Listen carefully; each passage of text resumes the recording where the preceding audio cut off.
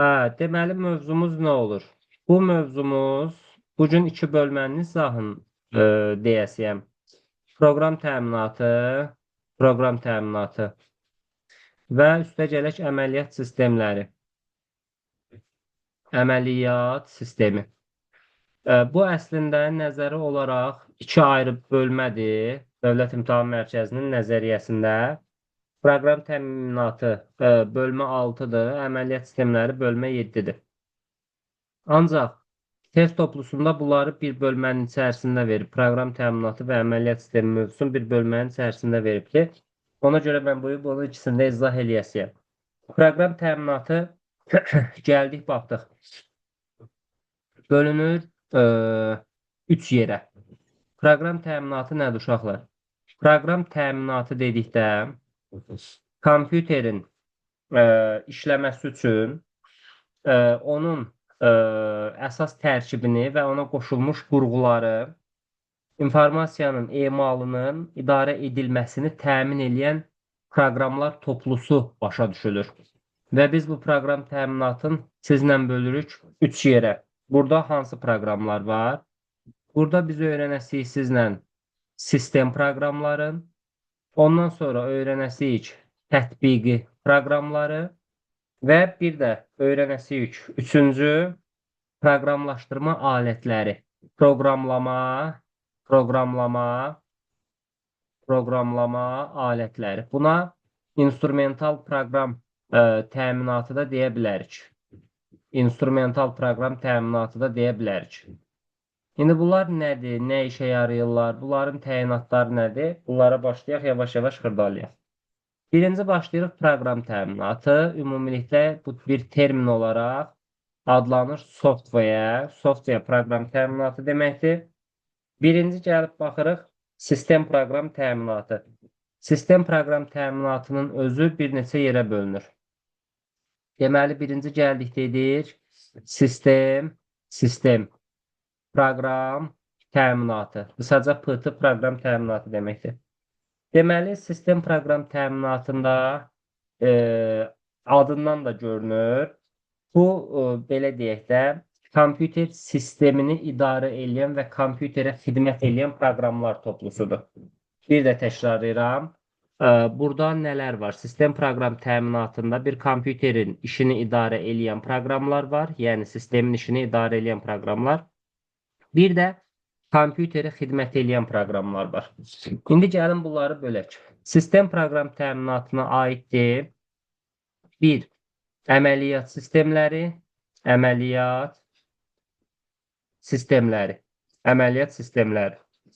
İndi bu əməliyyat sistemlərinin uşaqlar nə işə yaradığını deyək. Əməliyyat sistemi deməli, informasiya emalını təşkil edən proqramdır. Kompüterin idarə olunmasını təmin edən proqramdır və istifadəçi ilə kompüter arasında dialoq yaradan proqramdır.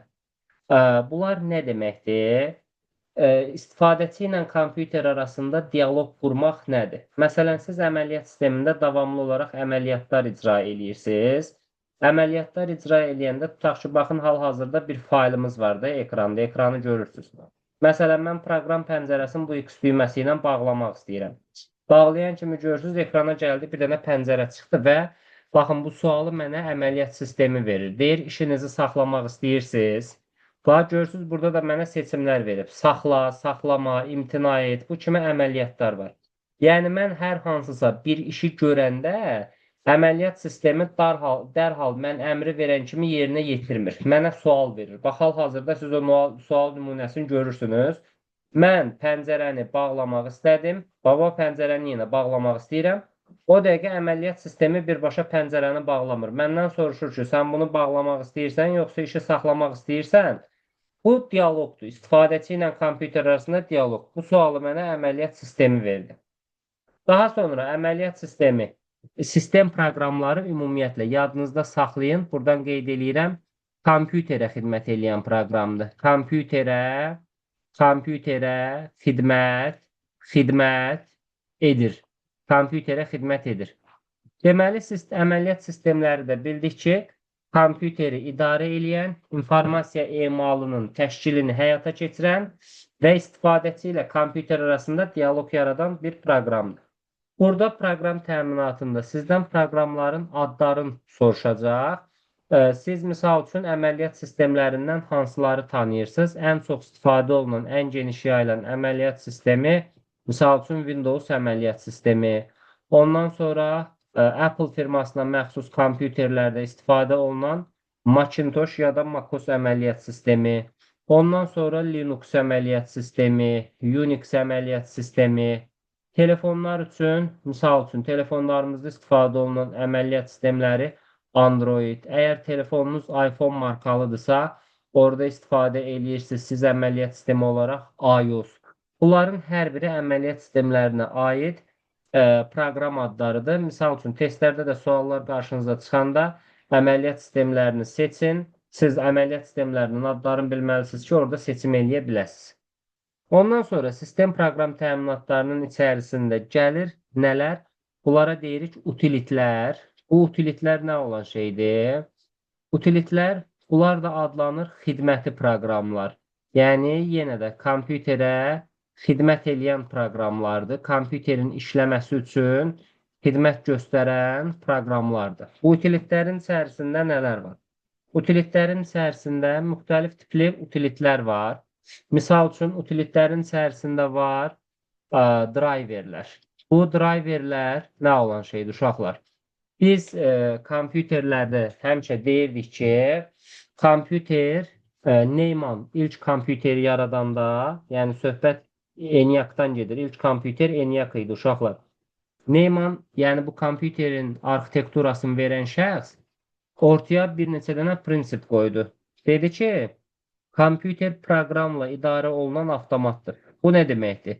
Yəni, sənin nə qədər mükəmməl qurğun olursa olsun, sənin kompüterini işlətmək üçün mütləq şəkildə proqrama ehtiyacın var. Yəni, ona görə dedi ki, kompüter proqramla idarə olunan avtomatdır. Yəni, kompüterin qurğu olaraq nə qədər mükəmməl olursa olsun, proqram olmasa kompüter işləyə bilməyəcək.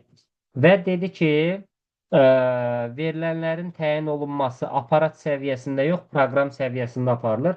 Yəni, sənin nə qədər qurğun varsa, həmin qurğuları da işlətmək üçün mütləq şəkildə proqrama ehtiyacın var. Baxın, kompüterə qoşulan əlavə qurğuların hər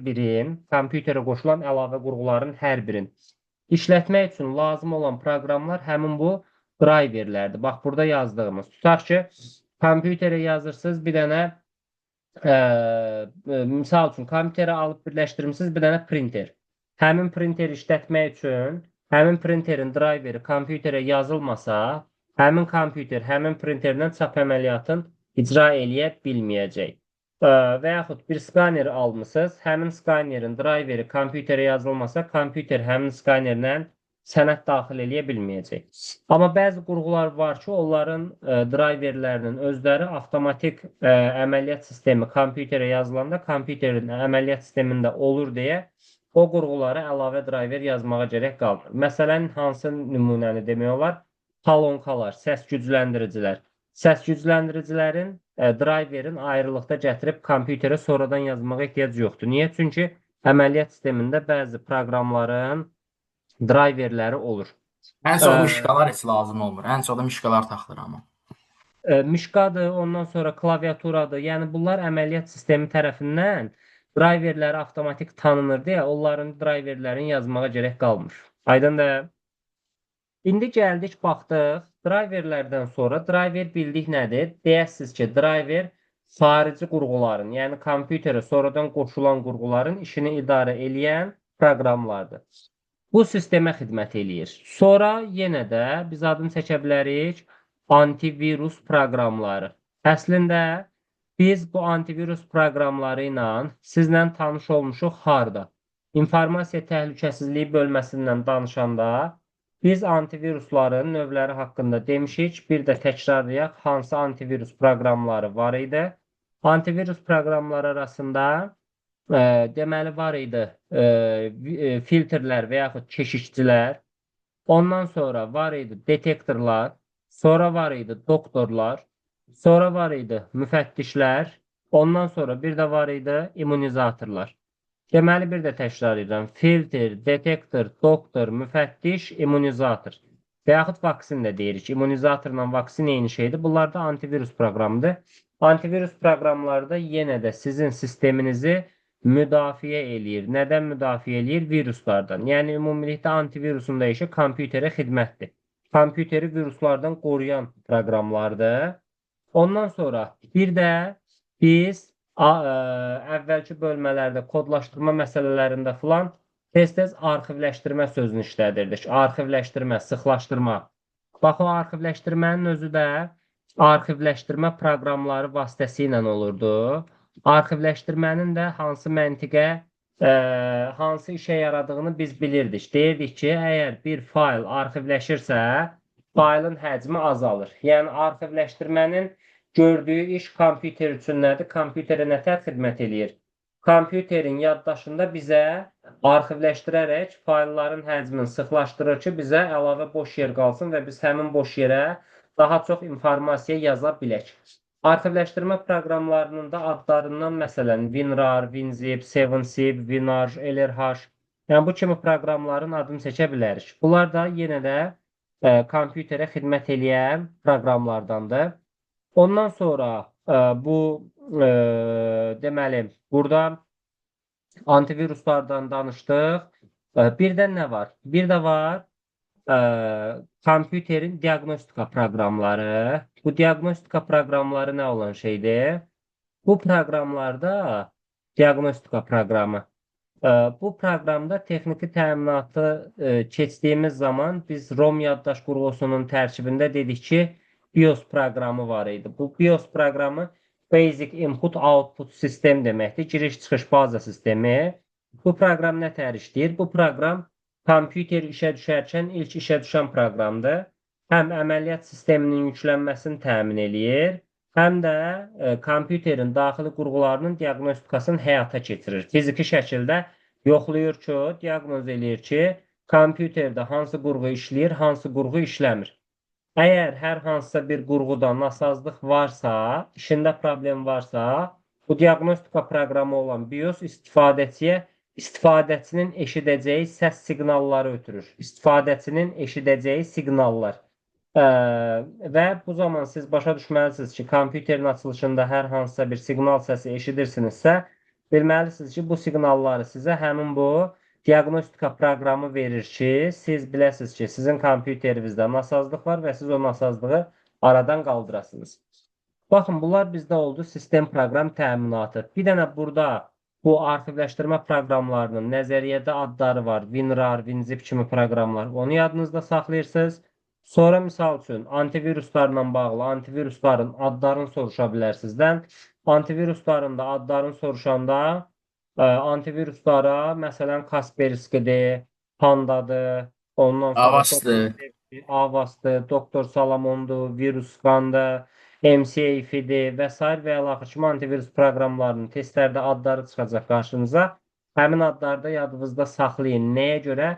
Ona görə ki, sizdə suallar adətən proqram təminatında belə olur. Antivirus proqramlarını seçin. Yəni, hər variantda da 3 dənə, 4 dənə proqram adı yazılır. Sonra arxivləşdirmə proqramlarını seçin və yaxud utilitləri seçin. Yəni, adlarını bilməlisiniz ki, seçim eləyə biləsiniz. Deməli, bunlar bizdə nə oldu? Bunlar bizdə oldu sistem proqram təminatı. Sistem proqram təminatından bu qədər.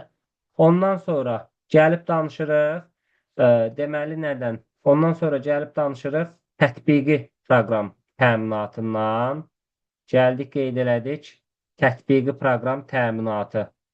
Tətbiqi proqram təminatı. Sistem proqram təminatı haqqında nə demişdik? Demişdik ki, kompüterə xidmət eləyir. Amma tətbiqi proqram təminatı haqqında deyirik ki, istifadəçiyə xidmət edir. İstifadəçiyə xidmət edir. İstifadəçiyə xidmət edir nə deməkdir? İstifadəçi kimdir? Siz, mən, biz istifadəçiyik. Deməli, burada biz tətbiqi proqramlardan danışırıqsa, adından da görünür, tətbiq. Yəni bu cür proqramlar istifadəçi işini yüngülləşdirən, asanlaşdıran proqramlar idi. Məsələn, fərz eləyin ki, bir var məlumatı siz əllə yazasınız, əl yazısı ilə oturasınız, saatlarla əl yazısı ilə yazı yazasınız, A4-lərə köçürəsiniz bu yazını. Bir də var ki, hal-hazırda müasir zamanda klaviatura vasitəsilə siz Word proqramını açırsınız, Word proqramında istədiyiniz qədər yazı yazıb saxlaya bilirsiniz. Məsələn, proqram nə edir? Sizə xidmət eləyir də, sizin işinizi asanlaşdırır. Ümumilikdə biz tətbiqi proqramları böləsiyik bir neçə yerə. Bu tətbiqi proqramların içərisində nələr var? Deməli, tətbiqi proqramların içərisində əslində proqramlar çoxdur. Deməli, birinci biz adını çəkirik mətn redaktorları. Mətn redaktorları adından da göründüyü kimi mətnlərin yazılması və redaktə olunmasını təmin edən proqramlardır. Siz burada mətnləri yaza, üzərində düzəliş eləyə, redaktə eləyə, ondan sonra vizual görüntüsünü dəyişib formatlaşdıra bilərsiniz. Məsələn, burada da yenə proqram adlarını yadınızda mütləq saxlayın. Çünki testlərdə sual düşəndə adətən nətər düşür? Mətn redaktorlarını seçin. Yəni variantların arasından seçəsiniz. Misal üçün biz Word-ün adını çəkə bilərik mətn redaktoru kimi. WordPad-ın adını çəkə bilərik mətn redaktoru kimi. Ondan sonra Notepad-ın adını çəkə bilərik mətn redaktoru kimi. Bunların hər biri mətn redaktorudur. Ondan sonra bir də OpenOffice-in tətbiqi var, OpenOffice Writer. Bunun adını çəkə bilərik mətn redaktoru kimi. Müəllim, bir sualım var sizə. Buyur, buyur. Bu CM-də kod sistemi var Windows-un özündə. Bəli. O istifadəçiyə xidmət edən tətbiqi sayılır. Xeyr, CMD-nin özü nədir? O sistem proqramıdır. CMD əslində əməliyyat sisteminin nüvəsidir. İndi bilmirəm, sənin ondan məlumatın var yoxsa yoxdur. Əvvəllər Var, məsələn, mənim var. sən özün tutaq ki, da indi hal-hazırda bizim gördüyümüz interfeys tipi qrafik interfeys tipidir. Qrafik nə deməkdir? Yəni biz hər şeyi qrafika şəklində görürük ekranda. Aydındır? Yəni misal üçün mən bu qovluğu açmaq istəyirəmsə, qovluğun üstünə vuracam, qovluq açılacaq. Başa düşdün? Qrafik şəkildə, yəni obyektləri qrafik şəkildə görürəm və istifadə edə bilirəm. Amma command prompt nədir? Əməliyyat sistemlərinin əcdadıdır command prompt. Bu olub MS-DOS.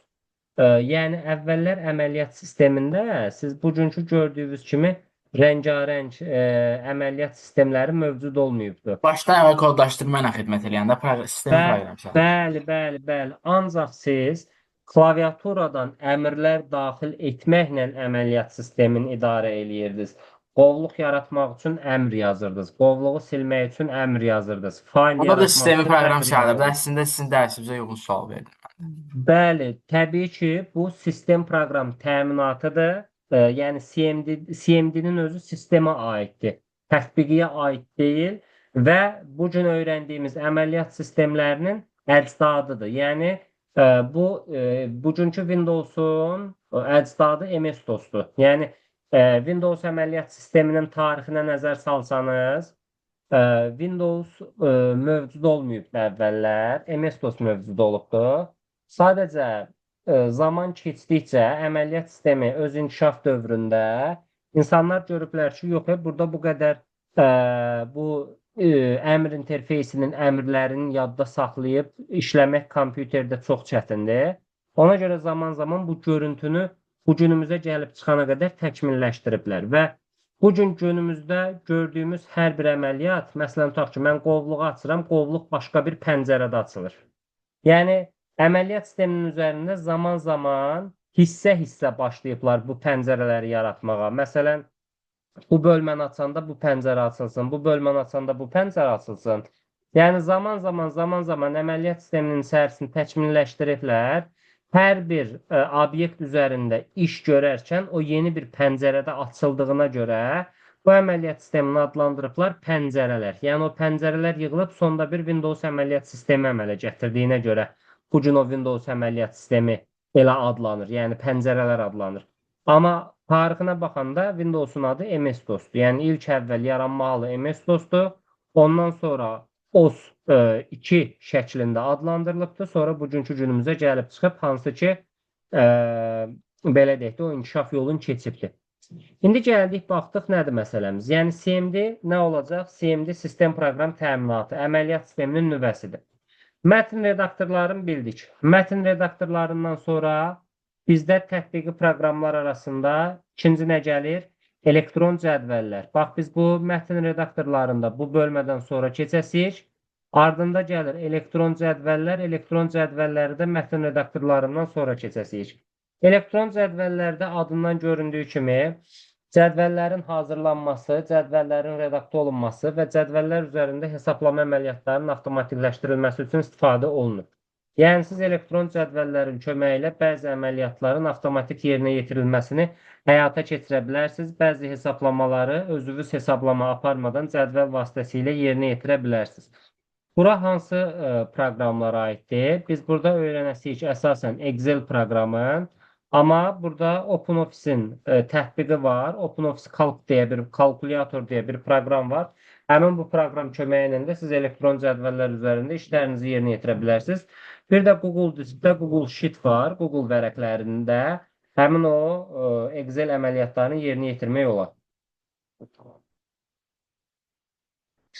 Sonra gəldik, baxdıq tətbiqi proqramların arasında üçüncü. Üçüncü adını çəkə bilərik təqdimat proqramları. Prezentasiyaların hazırlanması üçün istifadə olunur təqdimat proqramları. Bu təqdimat proqramları nə olan şeydir? Təqdimat proqramlarının arasında var. Deməli, sizə tanış olan ola bilər PowerPoint proqramı.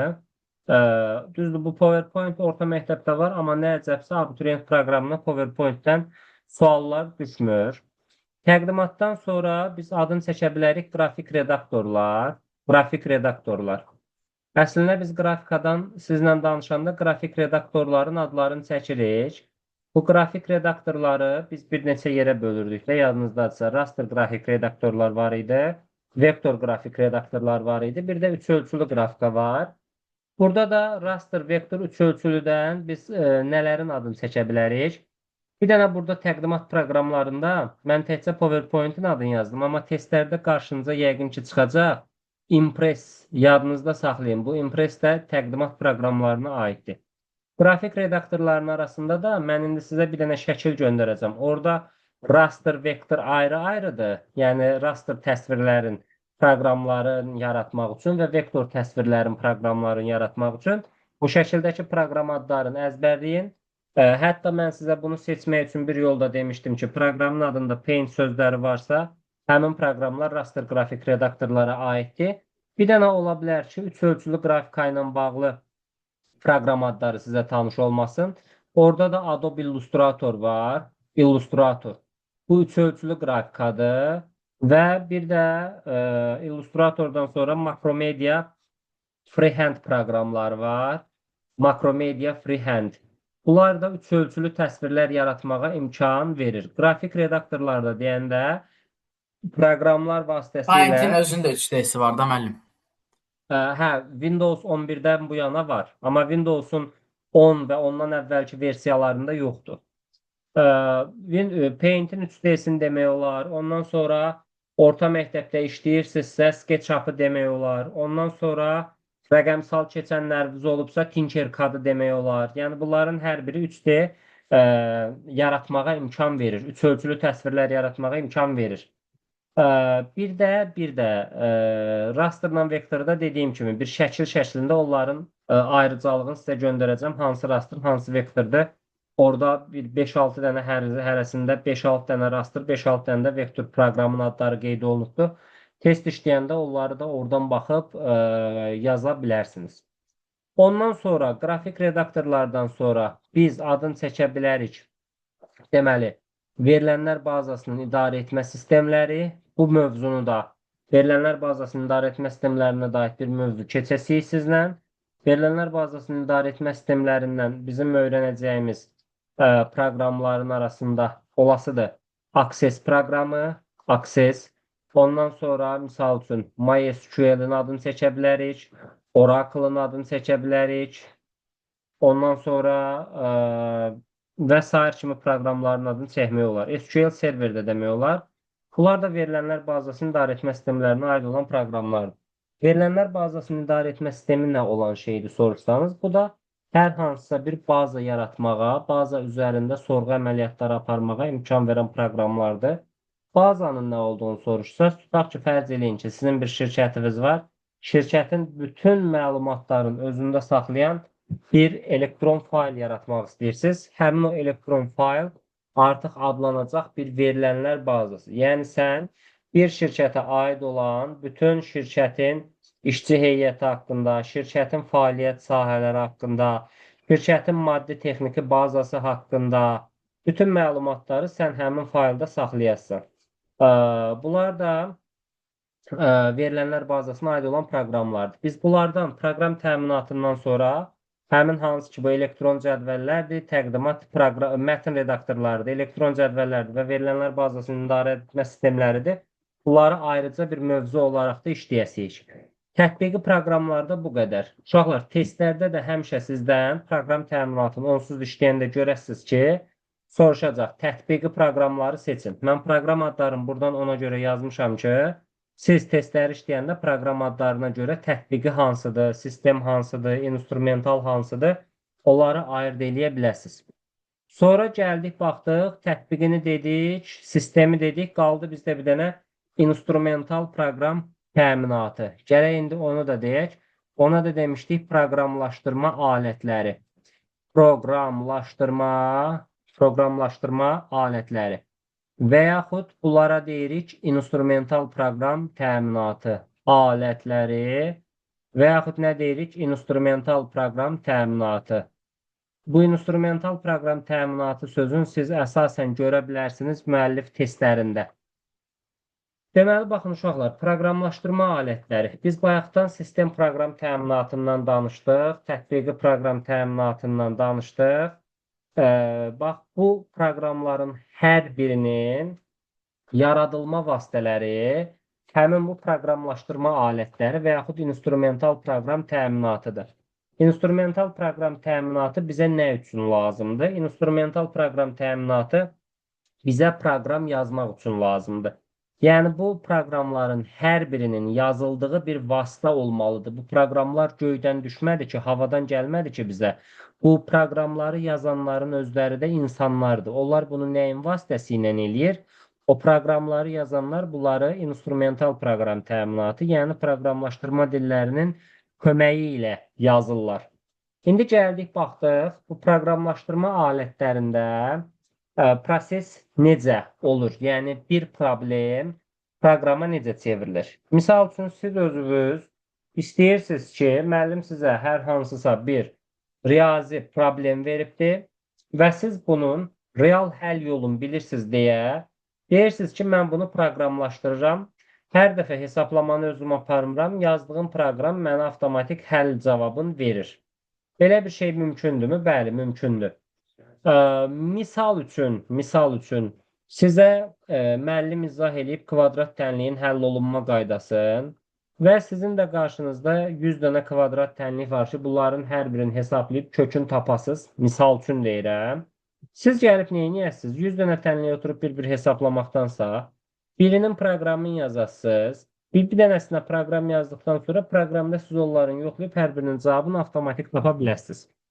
İndi bu proses nətər olur? Onu gəlin izah eləyək. Deməli, proqramlaşdırmanın mərhələləri belədir, uşaqlar.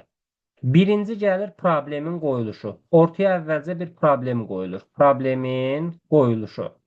Məsələn, problem nədir? Problem olsun kvadrat tənliyin köklərinin tapılması. Məsələn, ax kvadratı plus bx plus c bərabərdir 0.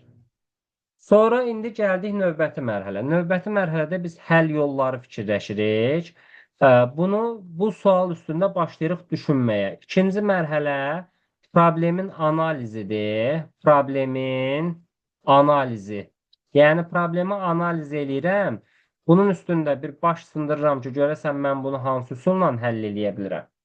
Hərə məsələn bir fikir söyləyir. Məsələn, biriniz deyirsiniz ki, müəllim, gəlin bunu viyyətlə həll eləyək. O biriniz deyirsiniz ki, müəllim, gəlin bunu vuruqlara ayıraq. Biriniz deyirsiniz ki, gəlin diskriminantla həll eləyək. Mən də fikirləşirəm, mən də deyirəm ki, uşaqlar elə düz deyirsiniz. Yaxşısı diskriminantdır. Çünki diskriminantla bütün kvadrat tənlikləri həll eləyə bilirik. Buna deyirlər, artıq 3-cü mərhələdə deyirlər həll alqoritminin yaradılması. Həll alqoritminin, həll alqoritminin yaradılması. Yəni biz bunun həlli yolunu müəyyənləşdirdik. Nə ilə həll eləyəcəm? Diskriminantla gəlib deyəcəm ki, D bərabərdir B-nin kvadratı çıxılsın 4AC. Ondan sonra da gəlib deyəcəm ki, D-ni tapandan sonra x1, x2 bərabərdir. Mənfi B plus minus bir dəfə plus kök altında D bölünsün 2A. Bir dəfə də mənfi B minus kök altında D bölünsün 2A deyəsiyik. Artıq biz bunun köklərini tapdıqsa biz bunun həll alqoritmini yazmışıq deməli. Həll alqoritminin bildiyiniz bir şeyi proqramlaşdırmaq çox sadədir. Həll alqoritmini yaratdıqdan sonra biz deyirik ki, başlayırıq növbəti mərhələyə. Proqramlaşdırma dilində təsvir. Proqramlaşdırma dilində, proqramlaşdırma dilində təsvir eləməyə başlayırıq. Uşaqlar, bu proqramlaşdırma dilində təsvirdə nə deməkdir? Yəni, siz açırsınız bir proqramlaşdırma dilin və həmin proqramlaşdırma dilinin operatorlarından istifadə etməklə proqram yazırsınız və bu proqramlaşdırma dilində təsvir zamanı yadınızda saxlayın. Bunun nəticəsi ilkin proqramdır. İlkin proqram. Yəni, yadınızda saxlayın. Proqram yazanda, siz özünüz də görəsiniz bunu. Müstəqil proqram yazanda ilk dəfədən heç kimin yazdığı proqram, müstəqil proqram düz olmur. Yəni, onun üçün belə deyək də, siz nə qədər diqqətli olsanız da, siz kompüter kimi düşünə bilmirsiniz deyə, yəni sürət nöqteyi nəzərdən söhbət gedir, ha. Kompüter kimi sürətli düşünə bilmədiyinizə görə proqramlaşdırma dilində təsvir olunan ilkin proqramlarda adətən bəzi xətalar ola bilir. Məsələn, nə tər xətalar ola bilər? Tutaq ki, ola bilər ki, haradasa bir yerdə boşluq qoymaq lazımdır, sən o boşluğu qoymamısan. Sən o zaman proqramın işləməyəcək də. Başa düşdünüz nə demək istədiyimi? Ona görə bu nə adlanır? İlkin proqram. İlkin proqram həmişə, çox vaxtlar ilkin proqramın həmişə xətaları olur və bu xətalar nə zaman üzə çıxır? İlkin proqram yazdıqdan sonra gəlir növbəti mərhələ proqramın maşın dilinə tərcüməsi. Maşın dilinə tərcüməsi. Maşın dilinə tərcümə nədir? Yazdığınız ilk proqramı siz başa düşürsünüz. Bunu kompüterin hesablayıb icra eləməsi üçün kompüterin də başa düşməsi lazımdır. Ona görə də proqramlaşdırma dilləri sizin yazdığınız ilkin proqramları yoxlayan zaman həmişə sizin yazdığınız kodları, sizin yazdığınız operatorları kompüterin başa düşəcəyi dilə çevirir. Kompüterin də nədən başa düşür? Sıfırlardan və birlərdən. Yəni, maşın dilinə tərcümə deyəndə sizin yazdığınız sətirlər kompüterin başa düşəcəyi dilə çevrilir və buna deyirlər maşın dilinə tərcümə. Və bu tərcümə nəyin vasitəsilə həyata keçir? Proqramlaşdırmada tərcümə proqramlaşdırma dilinin tərcüməçiləri. Bunlara deyirlər translyatorlar. Translyatorlar vasitəsilə həyata keçirilir. Və translyatorları böləsiyik iki yerə uşaqlar. Bunlar hansılardır? Bunlardan biri interpretatordur. Digəri də kompilyatordur. Interpretator nə olan şeydir? Kompilyator nə olan şeydir? Deyir ki, baxın, kompilyator sözün kompleks, bütövlükdə sözü ilə yadınızda saxlayın. Kompilyator, kompleks, bütövlükdə. Yəni, əgər proqramlaşdırma dili tərcümə üçün kompilyatordan istifadə eləyirsə, tərcüməni bütövlükdə, kompleks şəkildə həyata keçirir. Amma interpretator tərcümə eləyəndə interpretasiya eləyir, hissə-hissə tərcümə eləyir. Müəllim, bunların fərqini necə anlaşdıraq deyərsinizsə, baxın uşaqlar, siz özünüz dil öyrənməyə başlayırsınız. İngilis dili, rus dili, hər nə olur olsun. Siz birinci müəllim sizə başlayanda tərcümə eləməyə mətn verir. Tərcümədə mətn verir. Siz, məsələn, fərz eləyin ki, bir var 5-ci sinifdə oxuyanda mətn tərcümə edirsiniz, bir də var 11-ci sinifdə oxuyanda mətn tərcümə edirsiniz. 5-ci sinifdə müəllim sizə mətn verəndə adətən siz belə tərcümə eləyəsiniz. Gedəsiniz slovarı, lüğəti açıb qoyasınız qabağınıza. Oradakı sözlərin bir-bir tərcüməsini öyrənəsiniz. Sonra cümlə düzəltməyə çalışasınız. Bax, bu cür tərcümə prosesi interpretasiya prosesidir. Proqramlaşdırmada da sizin yazdığınız fraqmentlər tək-tək tərcümə olunursa, proqramlaşdırma dili orada interpretasiya prosesini icra eləyir. Yəni hissə-hissə tərcümə eləyir. Amma yox, bir də var ki, siz gəlmişsiniz 11-ci sinifə, artıq ingilis dilindən kifayət qədər məlumatınız var. İngilis dilindən məlumatınız olduğuna görə siz artıq sözlərə, lüğətə bələdsiniz və oxuduğunuz cümlənin ana mənasını anında başa düşürsünüz. Yəni kompleks şəkildə cümləni oxuyub anlaya bilirsiniz. Və bu da burada da prosesi icra eləyir kompilyator. Yəni bütövlükdə proqramı sizin üçün tərcümə eləyir. Və yadınızda saxlayın. Proqramlaşdırma dilində təsvir ilkin proqramı idisə, translyatorun nəticəsi, yəni bu tərcümədən keçdikdən sonra proqramlar olur işçi proqramlar. Yəni tərcümə olunmuş proqramlar işləkdir. Yəni siz artıq bir kvadrat tənliyin burada gördüyünüz ABC əmsallarını daxil eləsəniz, proqram həmin tənliyin avtomatik sizə cavabını verəcək. Yəni artıq həll prosesin proqram icra eləmiş olacaq. İşçi proqramı artıq proqramın nəticələrini gördü. Sonuncu mərhələdə nəticələrin təhlilidir. Nəticələrin təhlili nə deməkdir? Nəticələrin təhlili də, yəni siz baxırsınız ki, sizin bu yazdığınız proqram həqiqətən doğru qiymət qaytarır sizə, yoxsa yox. Bu oldu bir proqramlaşdırma dilində proqramın yazılma ardıcıllığı və proqramlaşdırma dillərindən biz hansı proqramlaşdırma dillərinin adını seçəsirik? Proqramlaşdırma dilləri çoxdur. Bizim əsas istifadə eləyəcəyimiz və öyrənəcəyimiz Python proqramlaşdırma dili olacaq. Bundan sonra biz adını seçə bilərik. Basic testlərdə qarşınıza çıxacaq. Ondan sonra Algol məncə yoxdur, amma proqramlaşdırma dili olaraq Algol proqramlaşdırma dili var. Testdə qarşınıza çıxmayacaq. Ondan sonra C++ testlərdə qarşınıza çıxa bilər. Logo testlərdə qarşınıza çıxa bilər. Pascal testlərdə qarşınıza çıxa bilər. Bax, bunların da hər biri proqramlaşdırma dilləri olacaq. Əslində çoxdur. Lisp var, COBOL var, Delphi var. Bunların hər biri proqramlaşdırma dilləridir. Proqramlaşdırma dillərindən də bu qədər. Bir dənə yadınızda saxlayın ki, proqramlaşdırma dilləri iki yerə bölünür. Var yuxarı səviyyəli proqramlaşdırma dilləri, var aşağı səviyyəli proqramlaşdırma dilləri. Normalda bizim öyrəndiyimiz proqramlaşdırma dilləri yuxarı səviyyəli proqramlaşdırma dilləridir. Niyə? Çünki biz proqram yazmaq üçün konkret sözlərdən istifadə eləyirik. Yəni başa düşülən mənası olan sözlərdən. Burada proqramı hər kəs yaza bilər, yüksək səviyyəlidə. Amma aşağı səviyyəli proqramlaşdırma dilində konkret olaraq kodlardan istifadə olunur deyə, bu yüksək proqramlaşdırma biliyi tələb eləyir sizdən ki, siz yüksək biliklə o proqramlaşdırma dilinə bələd olub orada proqram yaza biləsiniz. Proqram təminatı uşaqlar buradan ibarətdir. Ancaq bax, burada qeyd elədiklərim testlərdə də proqram təminatında bundan artıq bir şey düşməyəcək. Uzaqbaşı ola bilər ki, mənim yadımdan hansısa proqramın adı çıxıb, onu bura qeyd eləməyim. Onu da nəzəriyyədən oxuyub özünüz rastlaşa bilərsiniz ki, məsələn, mən indi yadımda qalanların hamısını yazmışam.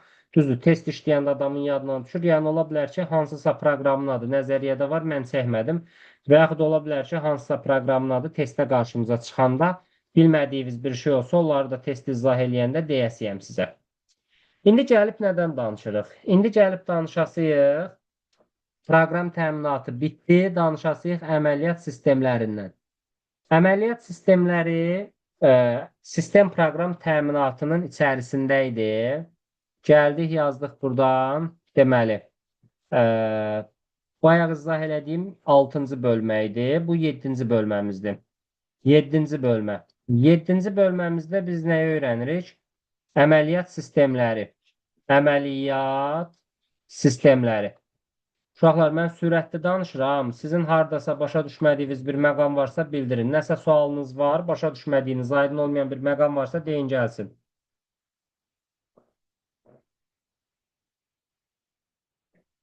Yəqin ki, hər kəsə hər şey aydındır. Nəsə sualınız olsa, sualınızı bildirə bilərsiniz. Çünki mən sizin səsinizi hal-hazırda eşidə bilmədim. Yəqin ki, hamıya hər şey aydındır. Deməli, indi gəlib nədən danışırıq? İndi gəlib danışırıq əməliyyat sistemlərindən. Bayaq proqram təminatın başlayanda birinci başladıq sistem proqram təminatı və sistem proqram təminatının içərisində danışdıq biz birinci əməliyyat sistemlərindən. Bu əməliyyat sistemi dedik ki, kompüterin, qurğuların idarə edən proqramdır. İstifadəçi ilə kompüter arasında dialoq yaradan proqramdır və informasiyanın emalını təşkil edən proqramdır. Ümumiyyətlə, əməliyyat sistemi yoxdursa, kompüterin idarə olunmasından söhbət belə gedə bilməz. Əməliyyat sistemi kompüteri idarə edən bir proqramdır. Siz baxın, gedib özünüzə bir kompüter alırsınız. Kompüter alanda ilk işiniz nədir? Gedib ora proqram yazmaq. Əməliyyat sistemi yazılmamış bir kompüterə nə qədər proqram yazdırırsınızsa yazdırın, əməliyyat sistemi olmadan digər proqramlar həmin kompüterdə öz işini davam elətdirə bilməyəcək. İndi gəldik, baxdıq. Əməliyyat sistemində biz nələri öyrənəsiyik? Əməliyyat sistemində biz əsasən baxırıq faylların yerləşməsinə, fayl anlayışına, qovluq anlayışına, faylların adlandırılmasına, faylların diskdə yerləşməsinə, faylların sistemdə yerləşməsinə, bu kimi mövzulardan danışacağıq və bunun içində bəzi praktik məsələlər olasıdır. Birinci, biz əməliyyat sistemində tanış oluruq, fayl nədir? Fayl. Faylın tərifi belədir. Deyir ki, fayl diskin adlandırılmış hissəsidir. Adlandırılmış hissəsidir. Bu nə deməkdir? Buna başqa tərif də vermək olar. Yəni, fayl diskdə saxlanılan bir informasiyanın, hər hansısa bir informasiyanın bir blokda kodlaşdırılmış şəkildə saxlanmasıdır. Bir də təkrar edirəm, cümləm biraz nəzə belə qəribə oldu. Fayl, diskin adlandırılmış hissəsi nə deməkdir? İndi biz birazdan diskin strukturunu öyrənəsiyik. Diskin müəyyən bir blokunda kodlaşdırılmış şəkildə saxlanılan informasiyadır fayl. Bu daha yaxşı oldu, daha aydın oldu bir cümlə olaraq. Faylın nə olduğunu bildik. Sonra bir də var qovluq. Qovluqlar bizə nə üçün lazımdır? Qovluq da sistemdə faylların və qovluqların saxlanılması üçün lazımdır. Faylların və qovluqların saxlanılması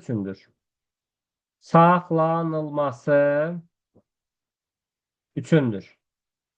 Əməliyyat sistemində müxtəlif növdə qovluqlar var.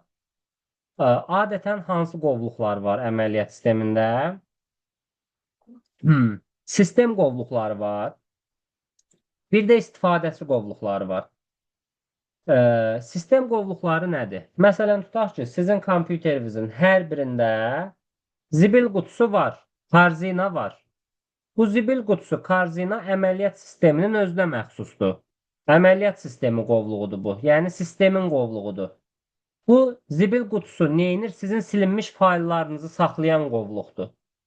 Amma bir də var istifadəçinin yaratdığı qovluq. İstifadəçinin yaratdığı qovluqda isə istifadəçinin özünün öz istəyi ilə saxladığı şəkillər, videolar, fayllar, yəni istifadəçi qovluğunda da istifadəçiyə məxsus olan qovluqlar və fayllar saxlanılır. İstifadəçinin yaratdığı qovluqdur bu qovluqlar.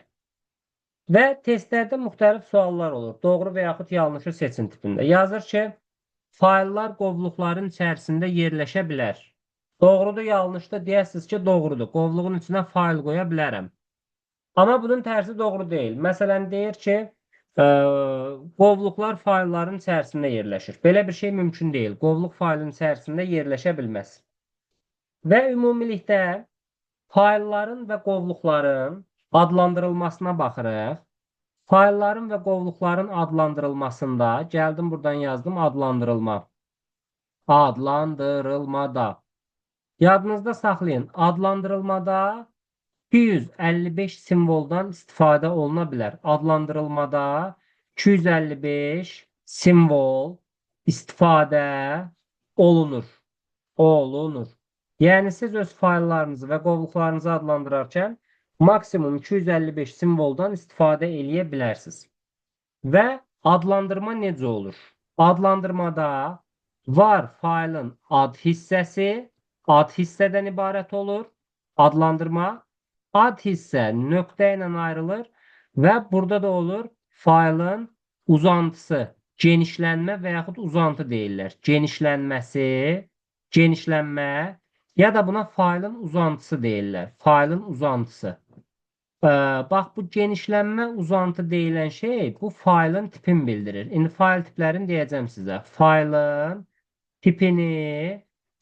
tipini bildirir. Bildirir. Bu nə deməkdir? Genişlənmə və uzantı faylın tipini bildirir. Ad hissə müstəqildir. Ad hissəni istifadəçi təyin edir. İstifadəçi təyin edir. İstifadəçi təyin edir. Amma genişlənmə hissəsini proqram təyin edir. Proqram təyin edir. Proqram təyin edir. Bu nə deməkdir?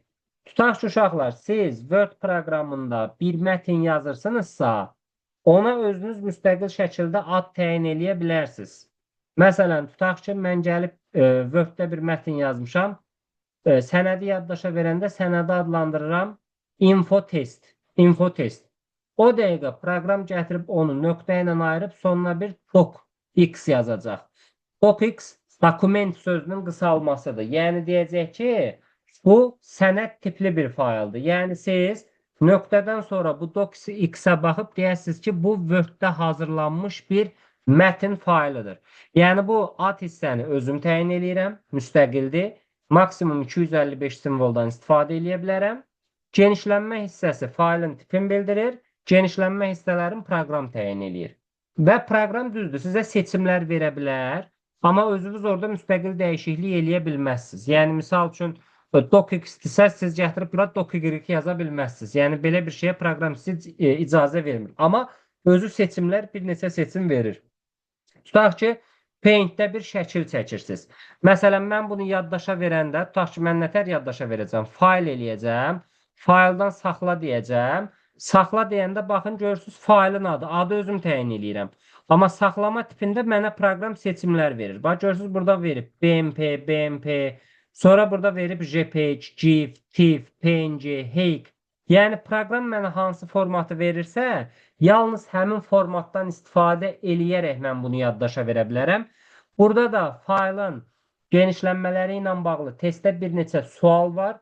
Ona görə mən bu genişlənmələrlə bağlı əslində nəzəriyyədə var. Sizə də bir cədvəl göndərəcəm. Həmin cədvəldən faylların genişlənmələrinə, tiplərinə baxıb hansı proqrama aid olduğunu yadınızda saxlayasınız. Yəni, və yaxud hansı tipli genişlənməyə baxıb hansı tipli fayl olduğunu biləsiniz deyə. Amma indi burada bir dənə də məsələ var. Adlandırmadan danışdıq biz.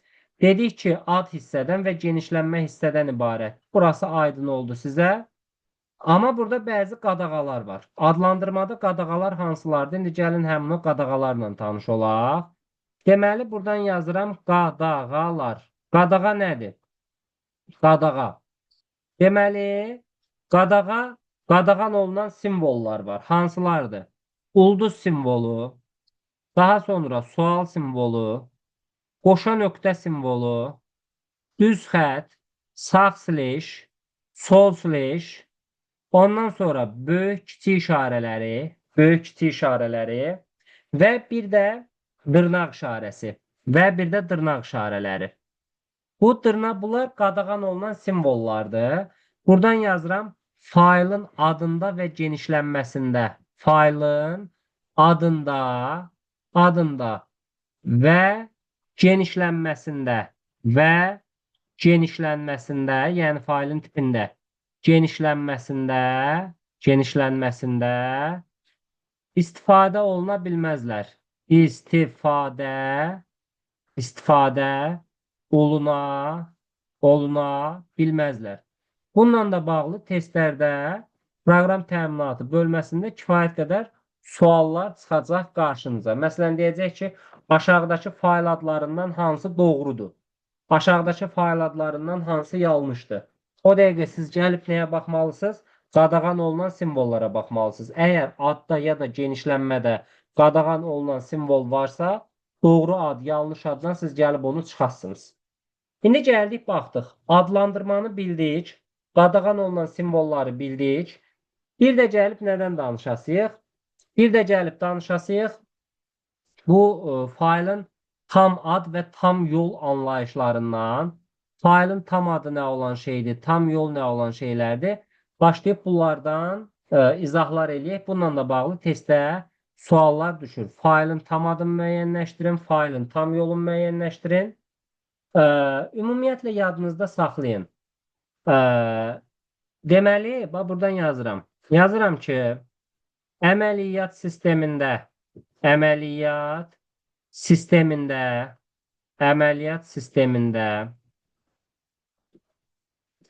fayllar iyerarxik yerləşir.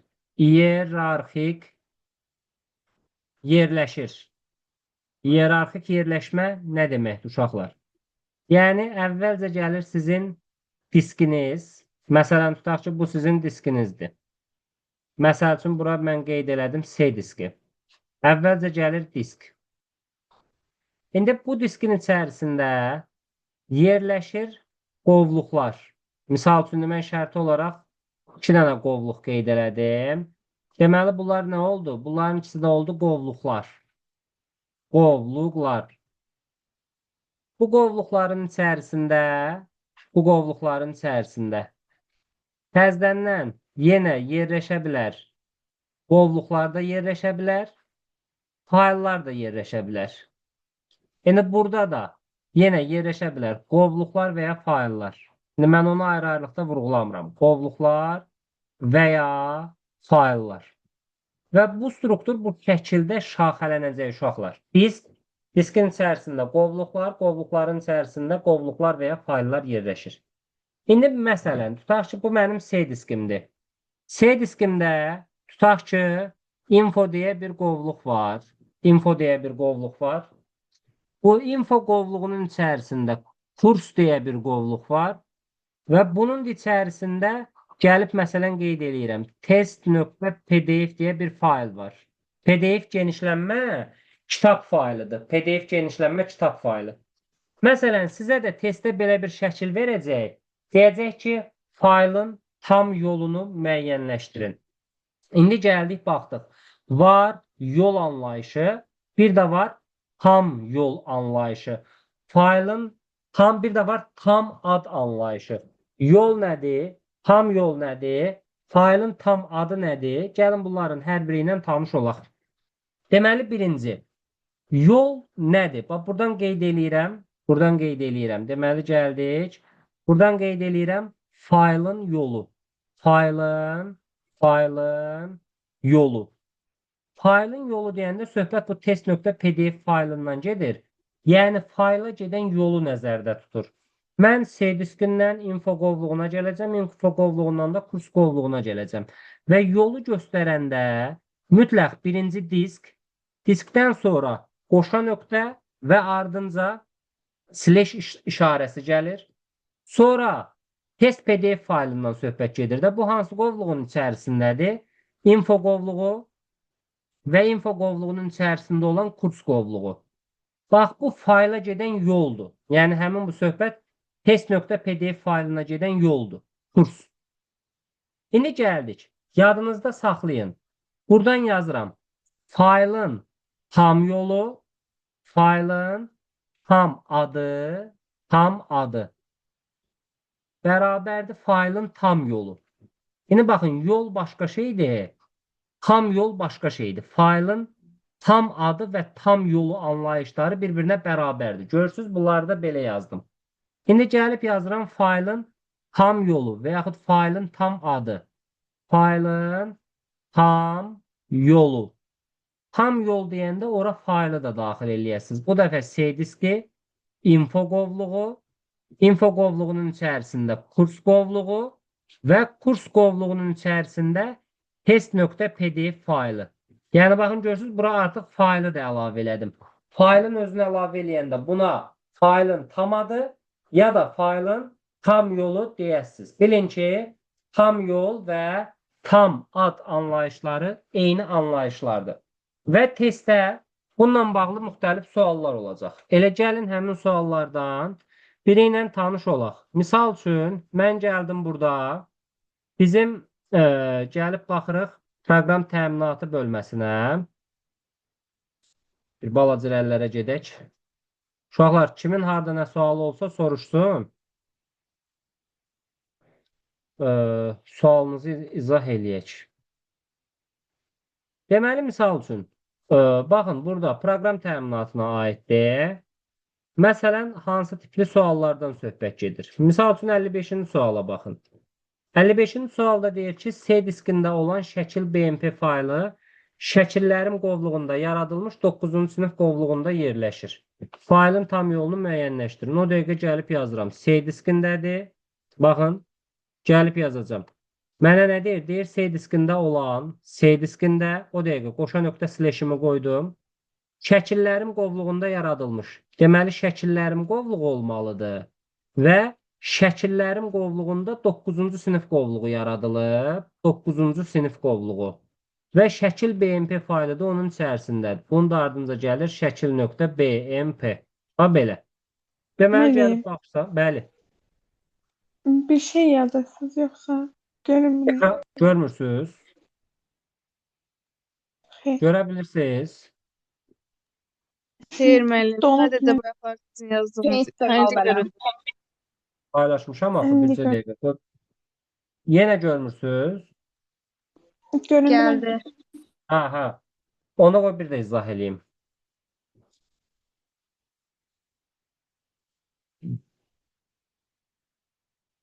Hə, baxın.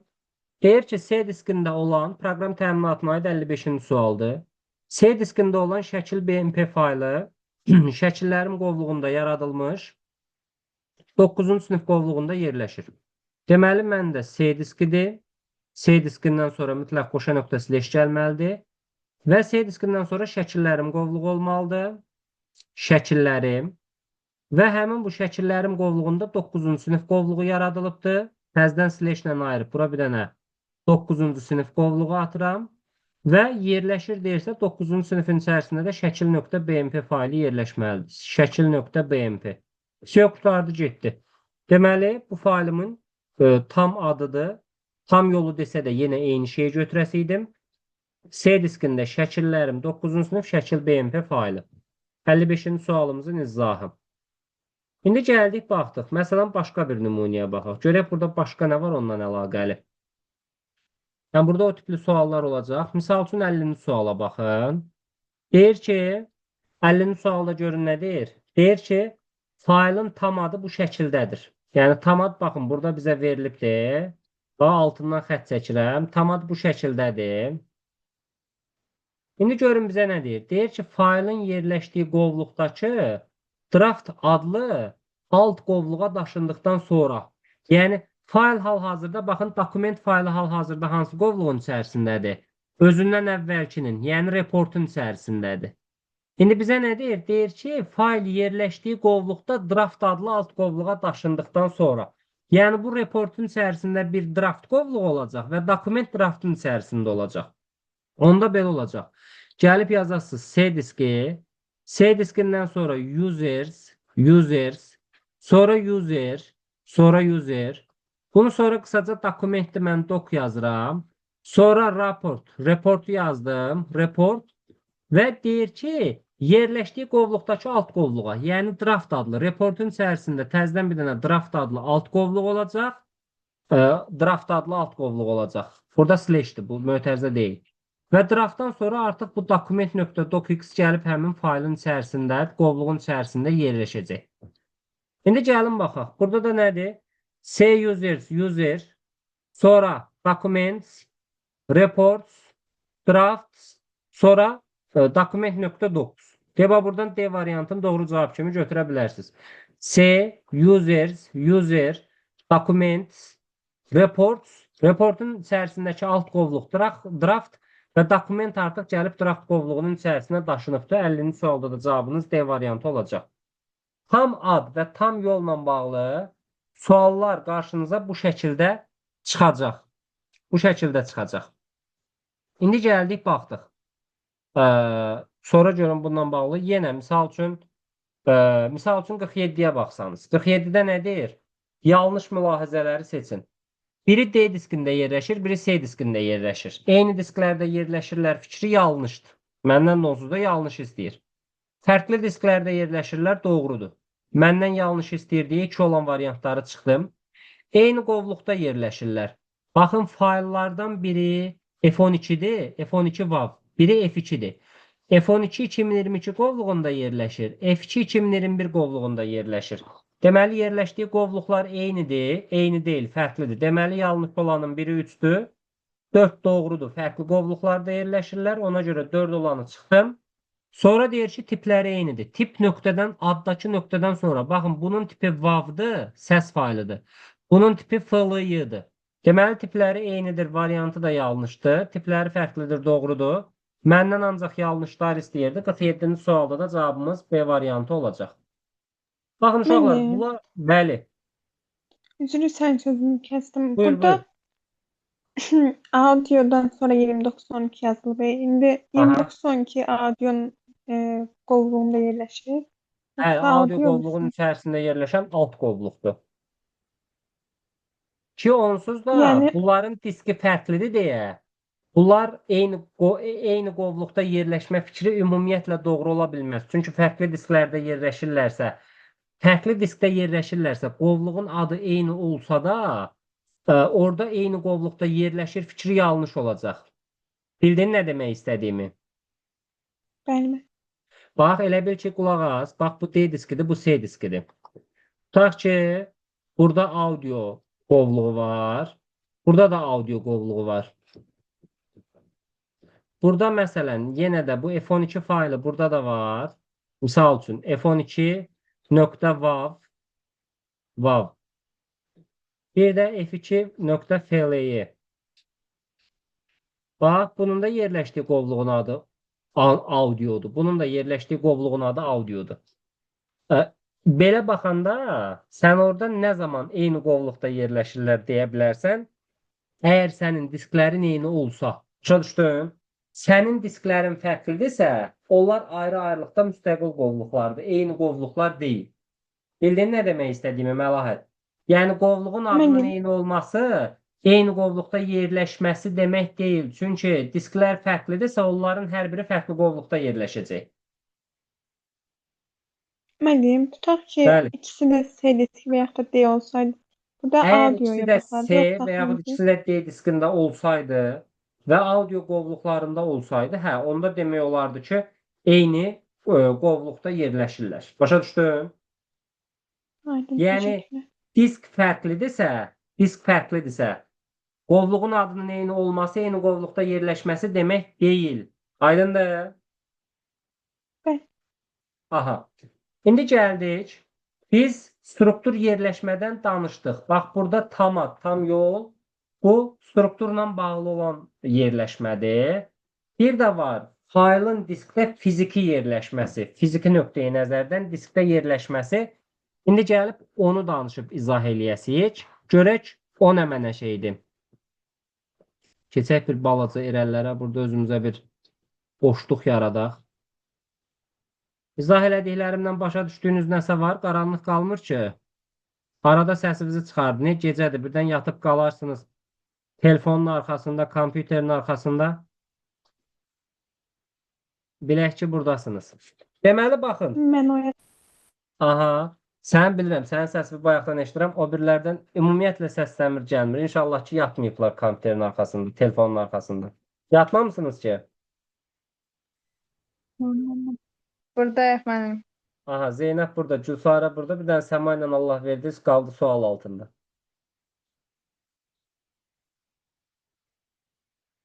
Deməli belə. Yenə də səsləri çıxmadı. Səma yəqin ki mesaj yazdı. Yox, Məlahət idi mesaj yazan. Hə, deməli belə. Davam eləyirik. Nədir məsələmiz? Ə, hə, Səma buradadır, lap yaxşı. Onda Allah verdi yatıbdı yəqin ki. Allah verdi yatmamısan ki?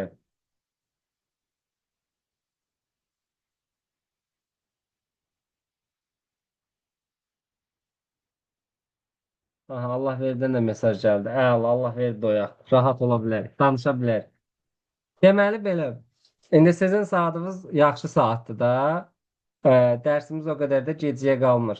Bir dənə onlayn qrupum var. Dərs axşam saat 10-da başlayıb dünən. Mən dərsi qutaranda valideyn yazdı ki, valideyn dünən axşam yazıb ki, müəllim uşaq yatdı qaldı. Mən deyir axıra qədər qulaq asdım. Amma uşaq qulaq asa bilmədi. Dedim onda uşaq duranda siz izah eləyərsiniz ona. İndi sizin o cəhətdən yaxşıdır. Hələ ki hamı oyaqdır. İndi gəlin baxaq, nədir məsələmiz? Nə yazmısınız? Allah verdi, yorğunsan. Allah verdi, az qalıb, səbirli ol. Danışırıq fiziki yerləşmədən. Diskdə informasiyanın fiziki yerləşməsi ilə bağlı məsələlər qarşınıza çıxacaq. Topluda da var, qəbulada bu suallar düşür.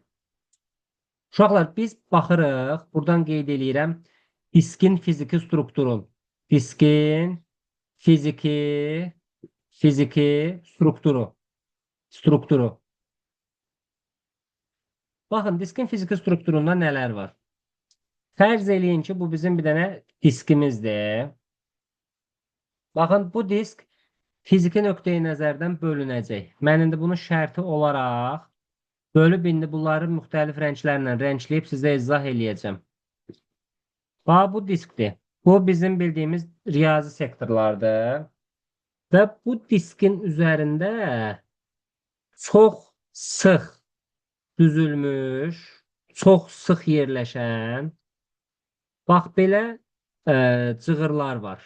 Yəni bu konsentrik çevrələr diskin cığırlarını əmələ gətirir. Baba bunlar. Yəni bu cığırlar çox sıx yerləşirlər, çox sıx yerləşirlər. Bu qara xəttlərlə çəkdiklərimin hər biri, Baba buradan da bir dənə nöqtə ilə ayırıram.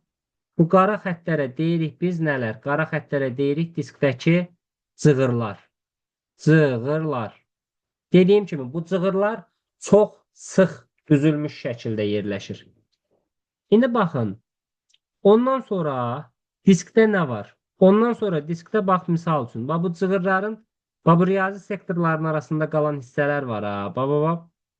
Misal üçün tutaq ki mən rəngləyirəm. Məsələn bu hissə göy rənglə rənglədiyim. Tutaq ki elə bir iki cığırın arasında qalan belə bir hissə var. Göy rənglə rənglədiyim. Bura və yaxud gəlib rəngləyirəm. Misal üçün buranı. Yəni buradakı bir hissələri də başa düşdünüz? Və yaxud gəlib rəngləyirəm burada buranı. Buranı. Bu göy rənglə rənglədiklərim var. Bu göy rənglə rənglədiklərim, bunları da gəlib bu tərəfdən göstərirəm. Bunlar da adlanır sektorlar. Sektor. Yadınızda saxlayın, diskdəki sektorlar standart ölçülüdür. 512 bayt həcmindədir. 512 bayt həcmindədir. Bununla bağlı OTK-ya bir dəfə sual düşmüşdü. Amma dimin nəzəriyyəsində yoxdur bu. Sektorların həcmi 512 baytdır. Uşaqlar, yadınızda saxlayın ki, sektorlar birləşəndə, tutaq ki, baxın, mən burada bu qırmızı ilə rənglədiyim bir sektordur. Onun yanındakı da bir sektordur. Tutaq ki, bunu da rənglədim. Görürsünüz, yenə bir sektoru rəngləmişəm. Gəlirəm, bunun yanındakı bir sektoru da rəngləyirəm. Sektorlar birləşəndə əmələ gətirir klasterləri. Sektorlar birləşəndə əmələ gətirir klasterləri. Deməli, diskin hansı hissələri var? Sektorlar var, klasterlər var və bir də cığırlar var. Sektor, yadınızda saxlayın. Sektor ən kiçik yaddaş blokudur. Sektor diskdəki ən kiçik yaddaş blokudur. Yaddaş blokudur. Yaddaş blokudur. Deməli belə. Sektor diskdəki ən kiçik yaddaş blokudur. Həcmi də 512 baytdır. Bəs klaster nədir? Klaster. Klaster yalnız bir faylın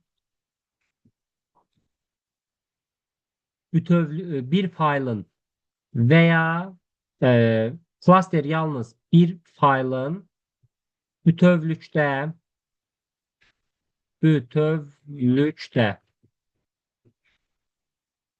veya bir faylın hissəsinin yerləşdiyi yaddaş blokudur. Yerləşdiyi yaddaş blokudur. Yaddaş blokudur.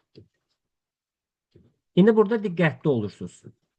Bir klasterə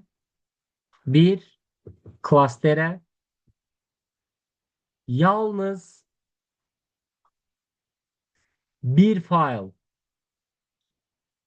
veya bir faylın hissəsi yazıla bilər. Bir faylın hissəsi yazıla bilər. Klasterində minimum ölçüsü uşaqlar susma vəziyyətindən müəyyənləşir 4 kilobayt. Klasterin minimal ölçüsü 4 kilobaytdır. Yəni praktik olaraq 4 kilobaytdan aşağı həcmli klasterlər yoxdur. İndi ola bilər məsələlərdə falan şərti olaraq 2 kilobayt falan versələr, indi o şərtdir, şərti olaraq qəbul edirik, amma praktikada minimal ölçü 4 kilobayt. İndi klasterdə sizə bir dənə sual verirəm, cavab verin mənə. Məsələn, mən indi şərti olaraq deyirəm, buradan sual yazıram. Deyirəm ki, diskdə 8 kilobaytlıq klasterdən istifadə olunub. Klasterdən istifadə olunub. Diskdə 8 kilobaytlıq klasterdən istifadə olunub. Soruşuram ki, 3 kilobaytlıq faylı bu klasterə 3 kilobaytlıq fayllardan neçəsini? 3 kilobaytlıq fayllardan neçəsi bu klasterə yerləşər? Bir dənə. Bir dənəsi? Bir dənə. Bəli, bir dənə.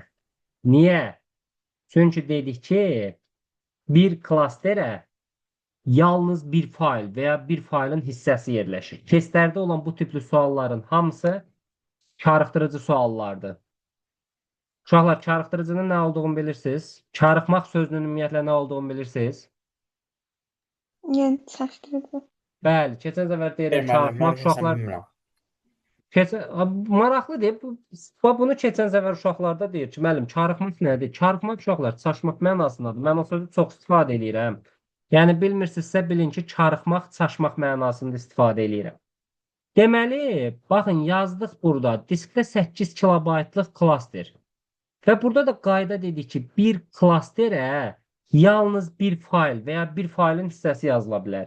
Yəni sizin 8 kilobaytlıq klasterinizə 3 kilobaytlıq fayl cəmi bircə dəfə yazıla biləcək və ikinci bir 3 kilobaytı siz ora yaza bilməyəsiniz. Və ümumiyyətlə ora ikinci başqa bir faylı da ora yaza bilməyəsiniz. Və orada qalan, baxın, tutaq ki, sizin klasteriniz 8 kilobaytdır da. 8 kilobayt bu nəyin ölçüsüdür? Bu klasterin ölçüsüdür. Klasterin. Bax, burada 3 kilobaytlıq fayl gətirdiniz, yazdınız. Fayl gətirdiniz, yazdınız. Bax, bu fayl özün diskdə aparacaq Deməli, bunun diskdə ölçüsü olacaq avtomatik 8 kilobayt. Yəni 8 kilobaytlıq boş yeri zanit eləyib deyə bu diskdə özünü göstərəcək 8 kilobayt kimi. Və yerdə qalan 5 kilobaytlıq boş sahə, 5 kilobaytlıq boş sahə. Buna deyilir fragmentasiyalı sahə. Fragmentasiyalı. Fragmentasiyalı nə deməkdir uşaqlar? Yəni orada boşluq var, amma siz o boşluğa heç nə yaza bilmirsiniz. Bunun üçün də bir utilit var. Defragmentasiya anlayışı var. Diskləri defragmentasiya eləyirlər ki, hər bir fayl ən optimal variantda diskə yerləşsin ki, belə boşluqların sayı minimum olsun və biz diski çalışırıq ki, tam həcmdə istifadə eləyə bilək. Müəllim, Bəli. dediyiniz söhbət disklərə aiddir, yoxsa RV-lərə də? Dediyim söhbət bütün maqnit yaddaşdan söhbət gedir. Hard diskə də aiddir.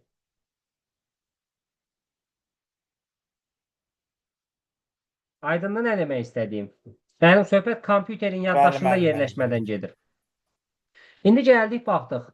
Bunu biz testlərdə necə tətbiq eləyəcəyik? Yenə qayıdıram topluya. Bir dənə baxın görün, testi görürsüz yoxsa şeyi görürsüz, ekranı görürsüz. Ekranı. Bir dənə də baxın, görün test görsənir. Görsənir indi. Aha. Məsələn, biz bunu məsələlərdə necə tətbiq eləyəcəyik? Misal üçün, baxıram 48-ci suala. Deyir ki, diskdə 11 kilobaytlıq səs faylı var və 9 kilobaytlıq qrafik faylı olarsa, bu fayllar neçə klasterə yerləşər? Klasterin ölçüsü 4 kilobaytdır. Fərqli fayllar verəndə nə badə 11 ilə 9-u toplayıb 20 deyəsiniz, sonra da gəlib 20-ni böləsiniz 4-ə deyəsiniz ki, müəllim 5 dənə klaster yanlışdır. Hər bir fayl üçün klaster sayı ayrı-ayrılıqda hesablanmalıdır. Başa düşdünüz? İndi baxın, mən birinci başlayıram 11 kilobaytlıq fayldan. Bir dənə klaster bəs eləməyəcək. İçin götürsəm 8 kilobayt, gərək ən azı mən neçə dənə klaster götürüm? 3 dənə klaster götürüm. Və bu 3 dənə klasterin həcmi nə qədər eləyəcək? 4 kilobaytdan 12 kilobayt bu elədi. Sonra gəldim 9 kilobaytlıq fayl. 9 kilobaytlıq bir dənə 4 kilobayta yazılmır. İkincisini də götürsəm bəs eləmir, məcburam üçüncüsünü də götürüm. Deməli, bu da neçə dənə klasterə yazıldı? 3 dənə klasterə. Bunun həcmi nə qədərlədir? Bu da 12 kilobayt. Yəni bizim həm 11 kilobaytlıq, həm 9 kilobaytlıq fayllarımızın hər biri diskdə artıq özün 12 kilobayt kimi göstərəcək. Deməli, mənə neçə dənə klaster lazım oldu? 6 dənə. Nə qədər yer tutdu diskdə ümumilikdə? 12, 12, 24 kilobayt yer tutdu. 48-ci sualda da cavabımız D variantı olacaq. Buyur, Allah verdi. Onda belə çıxır ki, hard disklər israfçılığa məruz qalır əslində bizim istifadəmizdə. Bəli, bütün yadda, bəli. Biz heç bir yaddaş qurğusunun əslində tam həcmdə istifadə eləyə bilmirik kompüterdə. Hard disklərdən söhbət gedir. Yəni bax, SSD-lərdən amma elə deyil. SSD-lər axı RAM texnologiyası ilə hazırlanır. Bəli, Ona bəli. görə SSD-yə informasiyanın yazılması, oxunması daha şeydir, səmərəlidir. Bax, gəl sənə bir dənə şey göstərim də buradan. Bircə dəqiqə bu ekrandakı yazıları silim. Kompüterin ekranını görürsünüz də yəqin ki. Bəli. Aha. Məsələn, burada bir fayl var. Faylın adı nədir? Magister 4 jurnalı. Düzdür? Üzərində sağ düyməni vurun. Sağ düyməni vuranda burada bunun propertisi var. Xüsusiyyətləri. Faylın xüsusiyyətlərinə baxın. Bax, yazıb size. Bir də yazıb size on disk. İndi bura fikir ver. Əslində orijinal ölçü budur. 21.496.303. Amma diskdə tutduğu yerə bax. 21.499.904. Yəni elə bir bu 21.500. Vektorlarda israfçılıq eləyib. Aha. Ay sağ ol. Bu nəyə görədir? Bu həmin o klaster fərqinə görədir. Klasterlərdə, aha. Bəli. Klasterdə boş yer qalıb deyə bu fayl həmin boşluğu, yəni diskdə özün o klasterin həcmi qədər göstəribdir. Başa düşdün nə demək istədiyimi? Bəli, bildim. Aha, əla. Bu belə. Bu oldu 48-ci sualımızın izahı. Burada qaranlıq qalan bir şey yoxdur ki. Sonra məsələn, gəlin başqa bir nümunəyə baxaq. Sualın vardı, Məlahət? Varsa denən. Xeyr. Aha. Məsələn, 51-ci suala baxaq. Yenə də sizə bir neçə dənə fərqli fayl veriləndə Uşaqlar nə edirlər? Cəmləyib sonra klasterə bölürlər. Qəti şəkildə elə eləməyin. Məsələn, deyir ki, birinin həcmi 13.5 kilobayt olan 2 səs faylı. Əgər və klasterin də ölçüsü görsüz verib 6 kilobayt, düzdürmü? Əgər 13.5 kilobaytdırsa, mənə bir dənə 6 kilobayt bəs eləmir. İkincisi də bəs eləmir. Mən məcburam ki, bunu 3 dənə klaster götürüm. 3 dənə klaster. Klaster sayı 3. Və səs faylının sayı 2 dənədir deyə, onda bu 3-ü də 2-yə vuraram, mənə 6 dənə klaster lazım olacaq. Sonra deyir ki, hər birinin həcmi 8.8 olan 3 dənə video fayl. 8.8-dirsə bir dənə 6 bəs eləmir. Amma 2 dənə 6 kilobaytlıq götürsəm, bir dənə faylı yaza biləcəm. Klaster sayım 2 dənədir. Amma video faylın sayı 3 dənədir deyə 2-ni də vururam 3-ü, 6 dənə də klaster bizə burada lazımdır. Və 2.6 kilobayt olan 2.6 kilobaytdırsa bir dənə klaster bəs eləyir. Klaster sayı 1-dir və bu mətin faylı 4 dənə deyə 4 dənə də klaster mənə burada lazımdır. 6, 6, 4. Bunları cəmləsəm 6, 6, 12, 4 də burada 16 dənə klaster lazımdır mənə. Və bir klasterin də həcmi 6 kilobaytdır. 16-nı da 6-ya vuranda bu da mənə 96 kilobayt verəcək. Yəni mən bu 3 dənə faylı yaddaşda saxlamaq üçün 96 kilobaytlıq yaddaş sahəsi lazım olacaq. Burada qaranlıq qalan bir şey yoxdur ki. Kiminsə sualı var bundan bağlı? Aha, deməli belə. Uşaqlar, bölməmizin tamamı bunlardan ibarətdir. Sualların çoxuna, yəni testdə qarşınıza çıxa biləcək demək olar ki, hər bir sual tipindən izah eləmişəm. Ola bilər nəsə fərqli bir sual görsəz, onları da gələn dərsimizdə müzakirə eləyəcəyik. Toplamda 87 dənə sual var. Proqram təminatı və əməliyyat sistemləri bir yerdədir. Bu gün əslində sizlə 2 bölmənin izahını vermiş olduq. Yəni hissələrə ayırmadım. Proqram təminatı ayrı, əməliyyat sistemin ayrı-ayrılıqda keçmədiyi elə birbaşa keçdik. Baxın. 2 bölməni keçdik. Bəli. O israfçılıq söhbəti mən SSD notebook'umda da yoxladım. Məndə də o fərq göstərdi, yəni o özəlliklərdə. SSD-də notebookda Bəli, 100%, yəni milyard faiz. yalnız SSD-dir. M2-dir. Bircə dəqiqə. Notebook hansı markadır? Son modellərdəndir, yoxsa əvvəlkilərdəndir? Bəli. 13-cü nəsil i5-dir. Hə, o fərqi göstərirsə, onda orada da eyni söhbət var. Ola bilər ki, mən onu yanlış düşünmüş ola bilərəm. Çünki Yəni Liboy yaddaş sistemində keçərlidir də məncə. Bəli. Bilirsən nəyə görə dedim? Çünki mən fiziki diskin strukturundan danışdım deyə. Məsələnin o texniki tərəfidir deyə. Mən indi məsələnin teoriya tərəfində problem yoxdur, amma texniki tərəfin onu yoxlamamışam deyə, ona görə dəqiq deyə bilmədim də. Yəni orada yanlış eləmiş ola bilərəm, bəli. Yəni Liboy proqramda yəni yoxlayıram özəlliklərdən hamısında diskdəki boyut və sayı fərq edir. Bütün yaddaş üçün onda keçərli olacaq. Çünki hədə yaddaş sahələridir. Həmin bloklarda yenə də bölünmələr olmalıdır. Sistemin özəlliyidir deyə. Hədə biz bilirsən nədir orada məsələ? Bütün yaddaş qurğuları fərqi yoxdur. Məntiqlə düşünək gəl. SSD olsun, flash kart olsun, CD olsun, DVD olsun, hard disk olsun. Hamısı kompüterdə bir disk kimi görsənir. Yəni məsələn sən bir flash kart taxsan da, o onu bir disk kimi algılayır. Və fiziki struktur nöqteyi nəzərdən məntiqi şəkildə diski necə bölürsə, digər yaddaş qurğularında eyni şəkildə bölür. Və ona görə də eyni şeyi orada digər yaddaş qurğularına da tətbiq eləyir. Aydın oldu? Bəli, müəllim, çox sağ olun. Aha, buyur, sən sağ ol. Hə, arkadaşlar, əgər başqa sualınız yoxdursa, bugünlük sağollaşacağım sizlə. Ev tapşırığı bildiniz, proqram təminatı, əməliyyat sistemi. Gələn dərs onları işləyəsiniz. Sınağı bugün vermədim. Gələn dərs aparat təminatı, proqram təminatı, əməliyyat sistemi, bunlardan yəqin ki, qarışıq bir sınaq işləyərik. Əgər sualınız varsa verin, sualınız yoxdursa, bugünlük sağollaşaq sizlə. Bir də 5-ci və bazar günləri görüşəcəyik. Yəqin ki, sualınız yoxdur. Yox. Varmı? Varsa deyə bilərsiniz. Yoxdursa gecəniz xeyrə qalsın. Hələlik. Sağ olun. Sağ olun. Sağ olun. Sağ olun.